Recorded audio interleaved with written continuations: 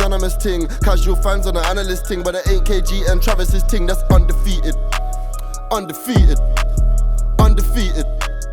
Undefeated. Yo, what's going on, people? Welcome to another episode of Undefeated Ringside. Let's go. So we did this because, you know, when you go to the fights, yeah, it's not the people in the ring. Outside the ring, you got mad celebrities. The Yeah? VIPs. The VIPs, the big ballers, the money getters, the people in bare jackets for no reason, even though they're hot. So right now, bro, introduce our tail of the tape, please. Bro, what's your tail of the tape? Talk to me. I'm 0-0, never fought, never lost. But if I did, someone's getting knocked out and it's not me. What's your tail of the tape, bro? 2-0, bro. 2-0. Half the men that entered the ring with me, they left on their back. 50% knockout resume. Drop the bomb. But listen, enough about us. We know that we're sick in the ring. We know we got skills. Yeah. But right there, the one and only Mr. Tom Davis. Yeah. All right, listen. So now with your tail of the tape, I don't know if you had a lot of fights as a kid. If you had a lot of fights as a kid, we'll count those as wins. Bro, let me tell you, my tail of the tape fight-wise would probably be about 1 and 17, 18 losses, man. I took them lick from a guy. What? 1-17 is a mad journey, Bro, growing up, I was like a state of like, you know, I people used to look at me as like, oh yeah, that guy's big, but he goes down easy. Sugar, I'm not gonna say nothing because you got friends in this game, but there's a boxer that reminds me of someone that's big, goes down very easy. Travis, you know who I'm talking about. What is his name? David Price. Oh, David Price. Don't get him pricey. You gotta love Pricey though. I'm just saying, he does. No, wait, we got to do so your tail of the tape in terms of shows and stuff because people need to know this. This is a big dog, bro. This is one, and you've won awards as well. So make sure you put the award in there. Let's go. So King Gary, Come on. BBC One. Let's go. Prime time. Paddington, the film, Paddington 2. Murder in Successville. Let's go. Murder. Wait. You know the BAFTA winning. Murder in Successville. Let's go. Wait, but it's you know one of my happiest things about the BAFTA. Yeah. I go up. I do a shout out to Croydon. I go backstage. My guy KG comes running through this fucking all the whole people and just jumps on me like yeah. One of my happiest memories. No, we had one of those Mandem connections. You know, he said Croydon, yeah, and he picked it up. I thought, okay, that's family right there. You know what I mean? So, what I love is you were like that. Like, not it was like you, like Ashley and Noel, who I know well, a couple of other guys from the way. They were lovely, right? All I remember is David Attenborough just sitting in his seat like that. Who is this guy? Picking up Croydon at the end. That's crazy. Sugar. Wait, so listen, welcome to the red corner. But before this, ringside. So you said it's a new show. Yeah. I gotta be controversial. Yeah. I auditioned for Murder in Successville. Did you see me in it? Bro, did I see you in King Gary though? Yes, true, still. That's a rebuttal. And give you a part of King Gary. I was like that. My guy's getting a part of King Gary. I was gassed still because I've been waiting. You know them ones where you see like all the stuff, action team, like he's done so many things. And then now you're on, what do you call it? You're doing that on Sky with getting about, what's it, League of Their Own? Is he gone? Yeah. The road trip. So we've been doing that last couple of years, which is crazy, man. You mean like Klitschko was the maddest guy I met on that. Wow. Klitschko was like terrifying, dude. Like, so I'm like you guys, I love my boxing, right? Man, yeah. Like, so the coolest guy that I think I've ever met, and I love him. I think he's just incredible. I met AJ. We flew to Rotterdam with AJ to do like league of their own. So me and him flew in. It was like he was like, I had to do a gig the night before, and I know you boys like gig, and I had like this gig booked in for ages, and it was like a charity do, so I couldn't cancel the gig. But then they were like, and I can't come on that day. I'll have to fly the next morning. And they're like, look, we spoke to AJ. He said he'll fly them in the morning. He'll get a jet. You jump in with AJ. Like, so it was like private jet with the champ. I'm like, wow. Like, shit, that stuff is unreal. And he was like, probably commenting me on my trainers. He was like, but we had to get like a flight at 5 a.m., 4:30, 5, right? So he's like, you meet someone, and they used to say this about Muhammad Ali, right? That when you met Muhammad Ali, he just made you feel like, I'm a tall guy.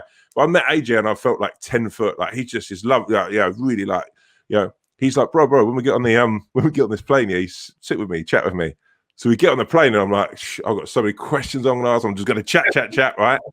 No. The plane takes off and AJ just starts catching Z's. He just falls asleep. I'm just sitting there thinking, my chat must be so boring. Like, wait, on the takeoff as well, you just heat on the takeoff. Mate, as soon as like the plane took off, he just reclined like that and closed his eyes and just he was but a cool guy to be around. Like after when he woke up, he was even to be fair, he's pretty cool when he's asleep. He's like no, that's funny. Sitting next to him, he's just like, yeah. All right, AJ. Mad questions, bro. I'm on that one. You know when you got to pretend there's turbulence, bro. Yeah. No, but that's a little bit passive aggressive though. Reclining in the chair, that basically just says, "Don't talk to me, bro." Yeah. No, but you know what? I think what I have to tell myself. It was like 4:30, 5 in the morning. He was like literally. Okay.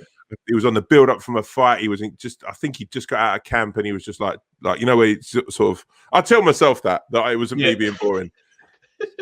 But he's a good but so he's a cool guy. But when we did League of Their Own with Klitschko was like there's those people in life that you meet and you're like, wow, like you're truly terrible. Like don't get me wrong, like AJ's got that about him, but.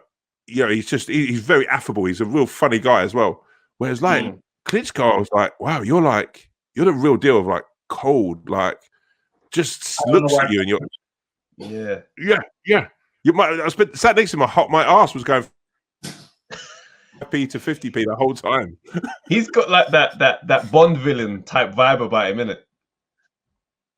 Yeah. No, exactly that. And he can't take a joke. He just can't take a joke.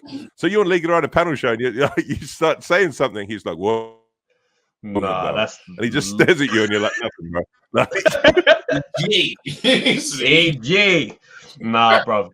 Klitschko saying to you, "What are you talking about?" That's I'm out, bro. And then we had to do this thing where me and Ramesh had to get in this big ring, and we had like elasticated things where we're bouncing down and we're trying to box, but we're sort of like on these bungee strings.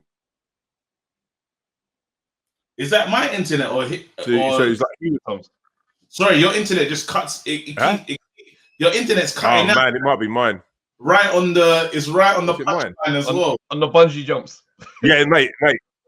My internet's been doing that for like nearly a year.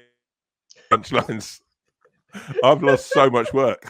I've got all the work up to the joke. Yeah. And then he goes. No, you was at the boxing ring with the bungee cords. So we're doing this boxing thing, and then I just turned around to Klitschko before. Is like, show me what you've got, and he had his hands up, and I started like throwing some little jabs and hooks and whatever, kind of little overhands, and he went, "You've actually you actually got something," and I was like, "Wow!" I said to Ramesh what he said, and Ramesh was just like, yeah, he probably says that to everyone. He's just trying to make you feel good. But I can have that. I'm going to take that. Like, technically, he was like, you have something. You felt ready, innit? You felt ready.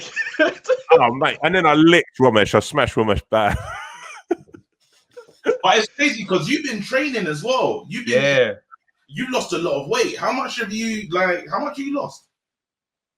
I lost about 2.5, 3 stone. Like when I was like proper, when I was like I think when me and you were talking about it, I talked to both of you about it. When I was really like training for boxing, which I think is the best kind of training for mental health and for just fitness, I think I got down to just about the top end of 18 stone from about 22. Oh, come on. And now I sort of still train, but I've put on. I think I put on a bit more weight over like lockdown, but then a bit more muscle. I don't box. I like boxing, but I like to spar and I like to probably get on the pads with someone. I genuinely love it as a sport and as something where you can. I just think I think anyone with kids, I think especially boys, I think get them into boxing. It's without a doubt do that. You know, it's such a good thing. What was the thing that brought you? What like sparked the love for boxing? Yeah. My dad used to box. So when I was growing up, it was Boston football, really. Like my dad didn't support a team, so to speak. He supported, like he was just loved football, but he was just into horse racing and boxing. Loved his boxing. So I suppose I sort of grew up sort of learning about, sort of Hagler. It was, do you know what I mean? We watched a lot of those sort of old VHSs back then. Bruno was coming through. But I suppose the first thing, I'm 41, so it's that generation of Ben and Eubank was the thing that really like took off. Do you know what I mean? Was the thing that like was the first like massive event, you know? Yeah, we had, we spoke to Nigel and even him just speaking about that era. Yeah. Going on them. I wish, because I didn't, not like you guys, I feel like I've just come into this late where I wish I saw that live. I wish I watched. Do you know what the funny thing is? Like, because we spoke to Chris Eubank in Las Vegas, and then we got to interview Nigel Benn from Australia, like live link. And the funny thing is about them two is that they still hate each other. Like, you can still sense the intensity of the rivalry. If we spoke to Nigel, and we were just like, yo, Chris said this about you. He said that you're coming back to fight because money's a bit tight. He gave us a tour of his house. Just to show us. He wasn't even planned. Literally, he's like, he goes, wait, and you could hear in his voice. Like when Chris Eubank sitting in front of him in that interview, and then he goes, yeah. He said, in that moment, he's like, hold on, what did he say? Yeah. Okay, what? You think? Look at this. And every single room showed us the chandeliers. I was like, nah, this is too much. Madness, bro. There's a great story. I'd love to talk to either of them and say, I don't know if they'd even admit to it. There's a story that after, I think, the first or the second fight, I can't remember, that they was like having their drug testing done after, or going to see the doctor or whatever. Anyway, Eubank was coming down in the lift and Ben was going to go up in the lift, and they both basically, the lift come down, and then they were both standing there, and they just looked at each other, and then they just like hugged. And it was a moment where they just like let all that shit go. And then they just walked off and just left. Because mate, those fights when it's a hard one because I was always in Ben because there's an element, I think, same sort of area, same sort of way he grew up, but also I think he was like the working man's hero, isn't he? Nigel Benn. Yeah. Like that quote that he said about Eubank did that whole big monologue about da da da da da, and then Ben was like, I'm just a guy from the way and I like a fucking row. And you're like, wow, that's like, But I think through the sands of time, what gets lost is just how good a fighter Chris Eubank. Like weirdly, you talk to youngsters now, and you talk about Chris Eubank, and I don't know whether it's because of sort of the legacy that's been left behind slightly. Whether it's I think because Connor's just literally Nigel. I've spoke to Connor quite a few times. He is literally the epitome of what Nigel was. And for me, because I'm good mates with Josh as well, Josh Kelly, and I like them both as guys. That's a hell of a fight when that comes along. Don't you like? Wait! I'm gonna be a dickhead. I have to be. Who wins that one, bro? Make a choice, right? It's a hard right because I listen and I love your podcast, right? So I knew you two would be dragging me into this shit. Right. So I knew I had to come here. Look, I watched that, and I think the fight that Conor has, I just think that there's that thing that Nigel had. I just don't think. I think there's a way with Conor that you almost have to kill him to beat him. Genuinely, I think he's got to a level now where it's it's when you talk to him as well, the weirdest thing is, it's a weird thing when you watch them as fighters, and it's like Josh is comes from nothing. He's a very working class kid, but for some reason everyone thinks of him as like, because of the way he boxes, the sort of sense of style, and it's almost like a juxtaposition of it flipped it a bit. But I just look at Conor. I just think he's just going to come at you and come at you and come at you and come at you, and I don't know how Josh will deal with that. I think Josh is a phenomenon. I think he's incredible. Yeah. So I'm going to say draw. Yeah, nah, that's safe. Absolutely useless.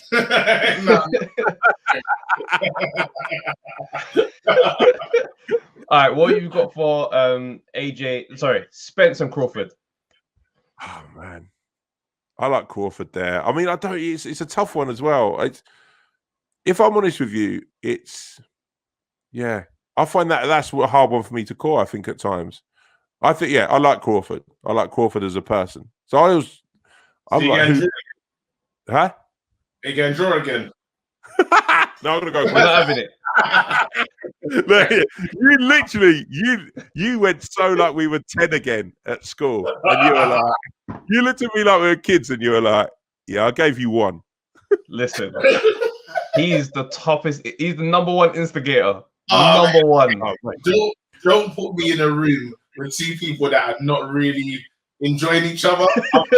Bro, guys, you've got that look whenever I've been around you of a sparkle in your eye that you just love. You love the banter and you love a little bit of bedlam.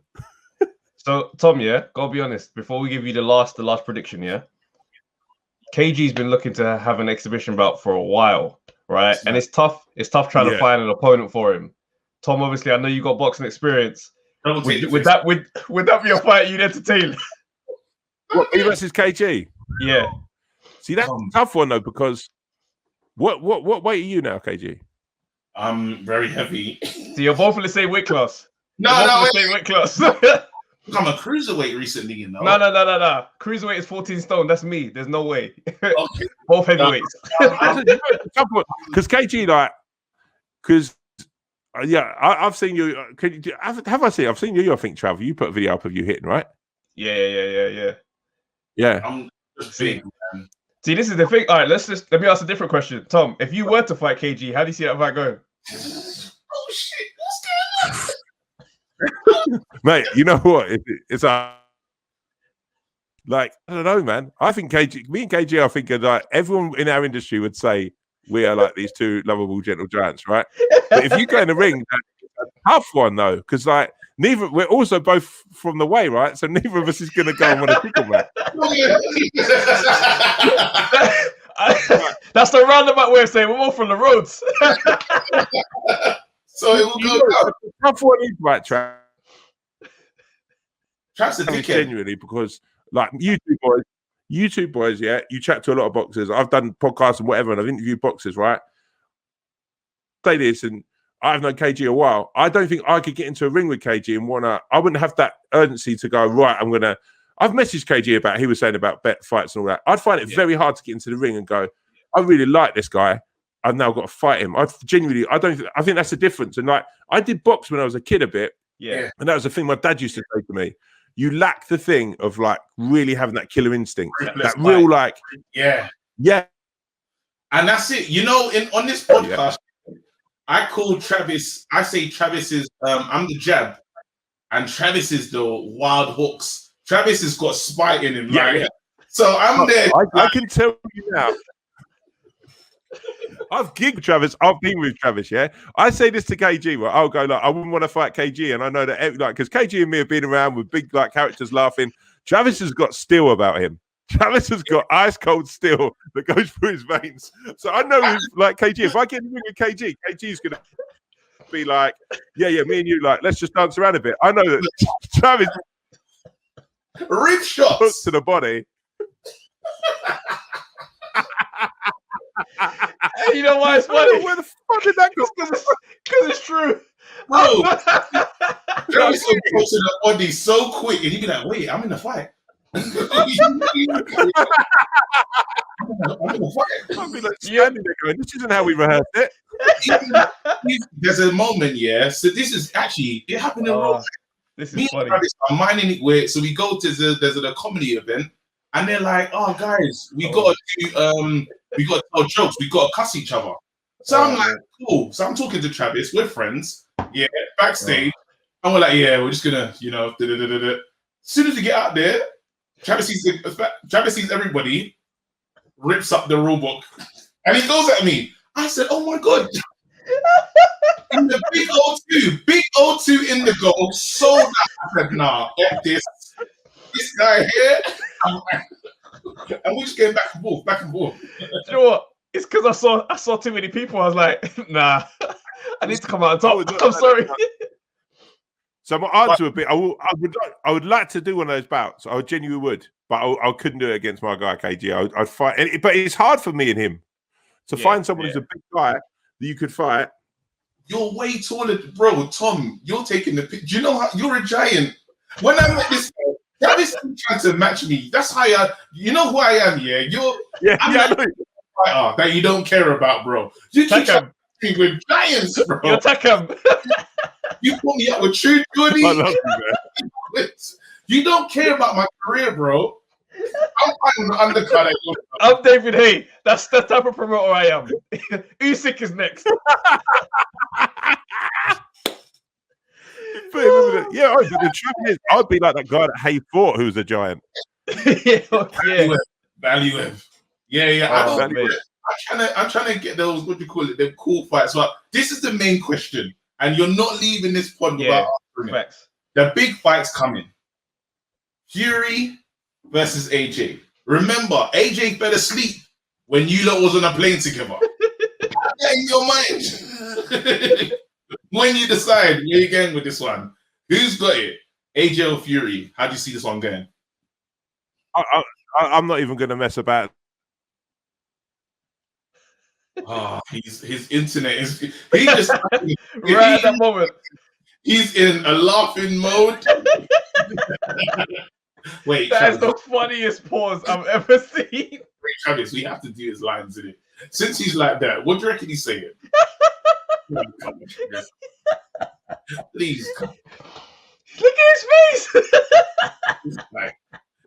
Wait, what did he saying? Hi. He's saying, all right, I gotta be honest. I think AJ's gonna do it. I don't know. I can't stop laughing at the face. You can see how you're stuck in one position by smiling. So it's like, wait, I'm gonna do it. Hi, I'm Tom Davis. I got a back down. Oh my days. Come out. Is he back? He's back. He's back. Hello. Am I back? Yes. Yeah, go on. So Man, I gave a 15-minute answer. Oh, that's hilarious. We heard nothing. Give it one more time. You're literally paused again.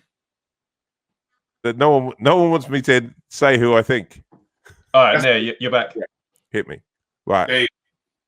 For me, it's a relatively easy one. I've said from the start, I kind of think AJ. Like, I genuinely think I just think that last fight, I think he's going to get it the way that he had with Wilder, with AJ. I think AJ's, that Ruiz loss is, like, I think he learned so much from that, so much. And I think, I mean, look, put it this way, I think it's going to be a biblical fight. I don't think it will be one that disappoints. I think when it happens, but I just don't know. I've always just thought, and I just think sometimes more than ability, like, I think some things are written in the stars. I said this weirdly, and like, not to go into football, but I said this about Man United this season. Like, whilst I don't think they're necessarily as good a side as City or Liverpool, I just think sometimes they're scoring all these goals. There's just a weirdness where I think weird. And I'm not necessarily away from AJ as a fighter, but I just think, I don't know. Oh, you know what's so painful about that? I think I got most of what you said, but then there was that bit about Man United, and as a Man United fan, I was desperately hoping to hear it. I was like, what is it? Oh shit! When did I cut out at the Man United bit? On the Man United bit, it was like, yes, that bit about Man United scored all these goals, and then it was like, yeah. But sometimes I think, when it comes to like Man United, they're scoring goals, They're not necessarily as good a side as City in Liverpool, but there's just something sometimes where you just go, oh shit, they could actually nick this. Do you know what I mean? And not to say, I think that takes away from what I'm trying to say as AJ. I think AJ has come back.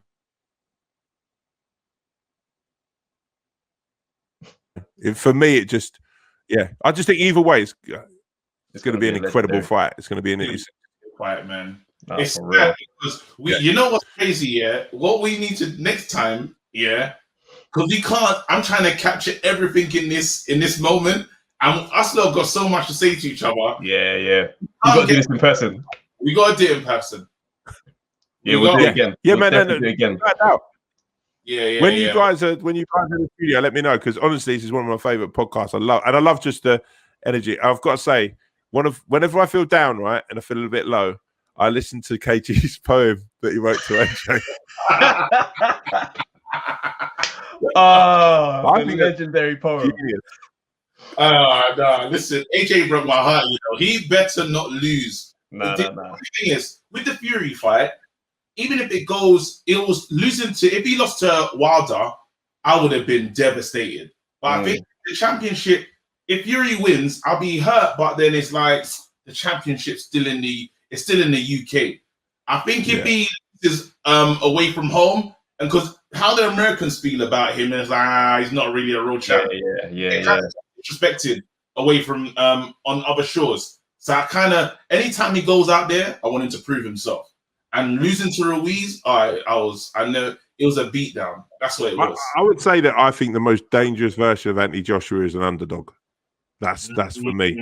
That's the most 100%. So for me, that would be the way that people aren't taking him seriously. For a guy who we've all witnessed do what he can do, his footwork's better. For me, he's just got a better and better fighter, but still is the underdog, and that's the hit for me. That's the one where people aren't, because I tell you now, when the fight kicks off and they're selling a fight and they've got to do all of the you watch an AJ who's sitting very much back.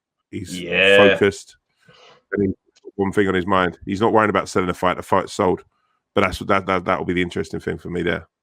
So before you go, you got to choose your 5 favorites. 5 favorite fighters. Of all time. All time. They could be active, inactive, whatever.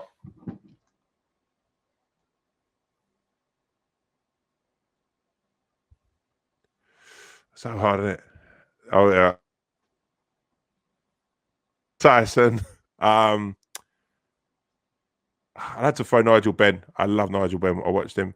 I'd say Katie Taylor now. I love just sitting watching Katie Taylor. I just think she's just unreal. Tyson. So wait, hold on. This is hold up. Tyson, Nigel Benn, Katie Taylor.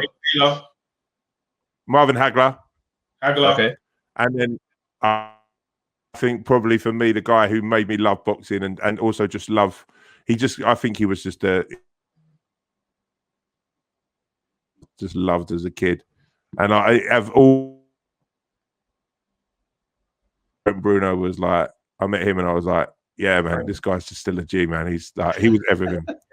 What a fight. Listen, bro, thank you so much for being there with us. For real. We fully appreciate it, man. And bye, guys. We'll see you soon, basically. Yeah, definitely, man.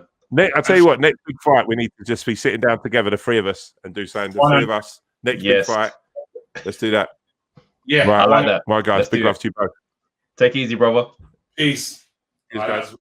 Yo, people, thanks for watching the Undefeated Podcast. Make sure you like, subscribe, share, leave a comment, and all that good stuff. Make sure and come back, bruv. Tell a friend, tell your grandma, tell your dad, tell everyone, tell your cousins. Let's go.